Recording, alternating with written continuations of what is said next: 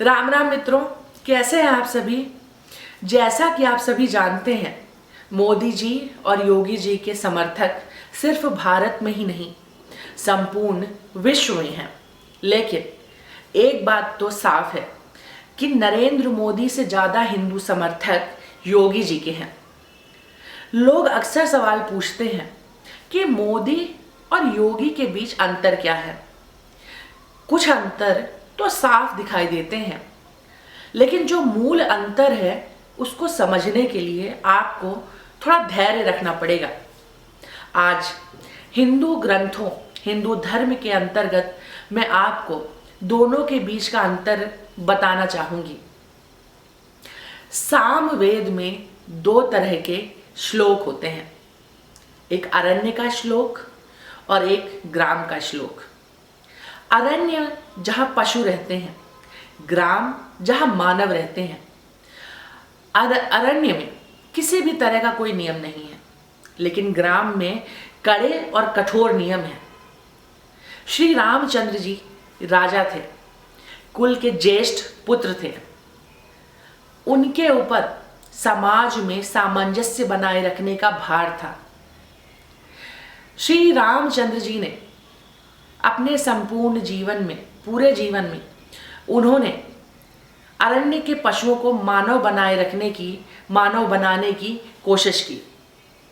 उन्होंने अथाह प्रयास किया कि अरण्य के पशुओं और ग्राम के मानवों के बीच सामंजस्य बना रहे। श्री रामचंद्र जी वनवासी भी थे और ग्रामवासी भी थे। वन में शिव रहते हैं जो कि दिगंबर है। शिव देह में भभूत लगाते हैं। भभूत लगाने का अर्थ होता है देह को ही त्याग देना। श्री रामचंद्र जी शिव के भक्त थे। उनके आव भाव में, उनके फैसलों में, उनके निर्णय में दिगंबर परंपरा साफ दिखाई देती है। तभी तो माँ के कहने पर, वो भी सौतेली माँ के कहने पर, श्री रामचंद्र जी ने राज्य त्याग दिया, आभूषण त्याग दिए, वस्त्र त्याग दिया, राजशाही वस्त्र त्याग दिए, यहाँ तक कि मुकुट भी त्याग दिया।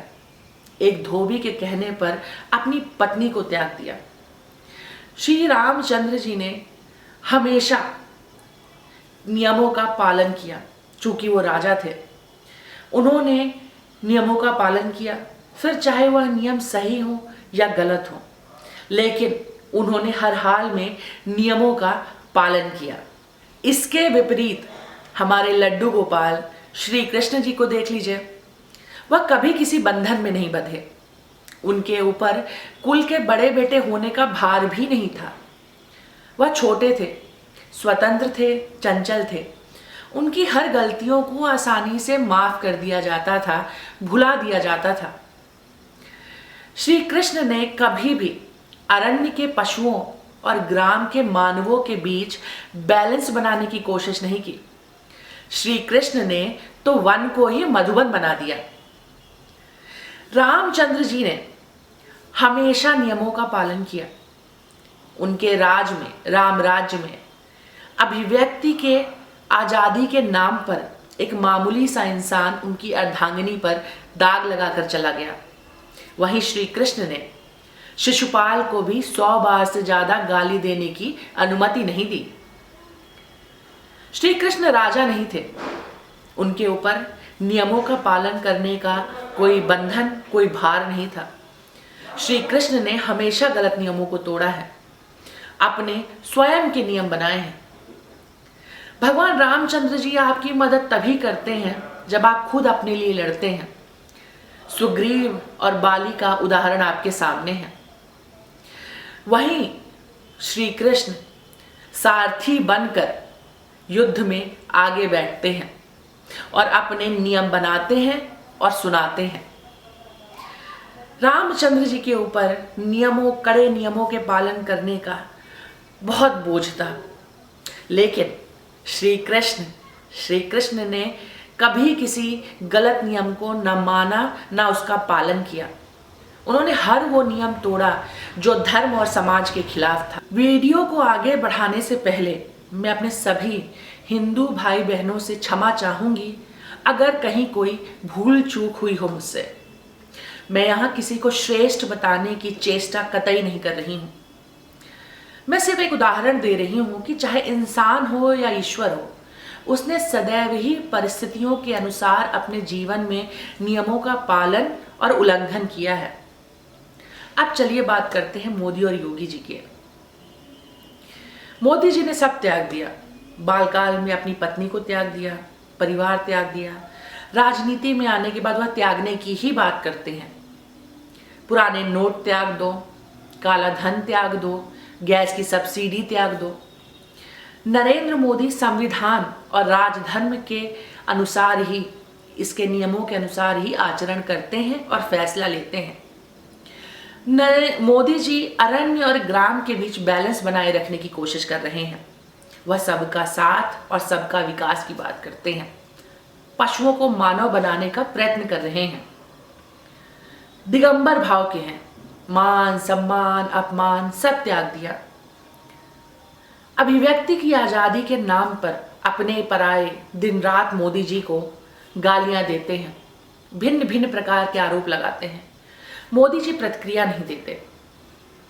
विरोध के अधिकार के नाम पर मोदी जी के नाक के नीचे आप सड़क पर महीनों चक्का जाम कर सकते हो, लेकिन नरेंद्र मोदी चूंकि देश के सबसे बड़े बेटे हैं, प्रधानमंत्री हैं, तो वह संविधान के अनुरूप ही आचरण करेंगे और फैसले लेंगे। वह भेदभाव करने की कोशिश नहीं कर रहे हैं जब से वह प्रधानमंत्री की गद्दी पर आए हैं। सिर्फ भारत में ही नहीं, पूरे विश्व में लोगों को अच्छी तरीके से पता है कि मोदी जी हिंदुत्व का सबसे बड़ा चेहरा है। लेकिन जब से वह प्रधानमंत्री बने हैं, उनके ऊपर समाज में, देश के भीतर संतुलन और सामंजस्य बनाए रखने का भार है, जिम्मेदारियां हैं। इसीलिए कहीं ना कहीं तुष्टीकरण की राजनीति छलकती है, फिर चाहे 1% ही क्यों ना हो। वहीं योगी जी निर्भीक, निडर, डंके की चोट पर हिंदुओं की लड़ाई लड़ते हैं। जब वह सांसद थे तब भी लड़ते थे, आज मुख्यमंत्री हैं तब भी लड़ रहे हैं। अभिव्यक्ति की आजादी के नाम पर आप मोदी जी को गाली दे सकते हो, लेकिन अगर आपने योगी जी को गाली दी तो 24 घंटे के भीतर मुकदमा और 48 घंटे के भीतर जेल होगी। आपको एक उदाहरण देती हूँ सिंगर कनिका कपूर का। कोरोना काल में मोहतरमा ने कई राज्यों में विचरण किया, कोरोना पॉजिटिव थी। महाराष्ट्र जैसे बड़े राज्य ने भी उनके खिलाफ कोई एक्शन नहीं लिया, लेकिन यूपी में योगी जी ने उनके खिलाफ मुकदमा दर्ज किया। आम आदमी पार्टी के समर्थक दिन रात मोदी जी के खिलाफ फर्जी ट्वीट करते हैं, फर्जी खबरें फैलाते हैं, पोस्ट करते हैं। नरेंद्र मोदी जी रिस्पॉन्स नहीं देते। वहीं अगर आपने योगी के खिलाफ एक गलत ट्वीट की तो राघव चड्ढा की तरह आप पर मुकदमा होगा। विरोध के अधिकार के तहत जिन नियमों के तहत दिल्ली में 100 दिन से ज्यादा चक्का जाम हुआ, उन्हीं नियमों के तहत उत्तर प्रदेश में एक दिन भी विरोधी चक्का जाम नहीं कर पाए। नरेंद्र मोदी का भाव दिगंबर है, योगी जी का आचरण दिगंबर है। राजनीति का नियम है कि सरकार बदलने के बाद बदला नहीं लिया जाता, लेकिन योगी जी ने आजम खान के पूरे खानदान को जेल में सड़ाया। योगी जी ट्रेंड फॉलो नहीं करते, वह ट्रेंड सेट करते हैं।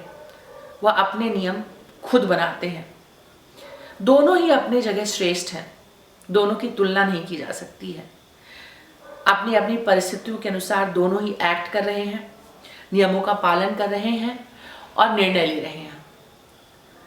मैं यहाँ किसी को श्रेष्ठ नहीं बता रही हूँ, मैं सिर्फ आपसे इतना कहना चाहती हूँ कि you have Shri Ram in Treta, you have Shri Krishna in Dwapar, but you have both in Kaliyug. Respect them. Both are a great leader. So you must respect them. Yogi ji को एक और चांस दीजिए, उन्हें जिताइए और उत्तर प्रदेश में राज कराइए। अगर मेरे से कोई गलती हुई हो तो मुझे प्लीज़ क्षमा करिएगा। इतना ज्ञान मुझे तो नहीं है, अभी भी सीख रही हूँ, पढ़ रही हूँ, तो कहीं कोई गलती हो, भूल चूक हो तो क्षमा करिएगा। और अगर वीडियो पसंद आया हो तो इसे शेयर करिएगा, लाइक करिएगा, अपनी भावनाओं को व्यक्त करिए, कमेंट करिए और मेरे चैनल को सब्सक्राइब करिए। जय श्री राम, जय हिंद, भारत माता की जय।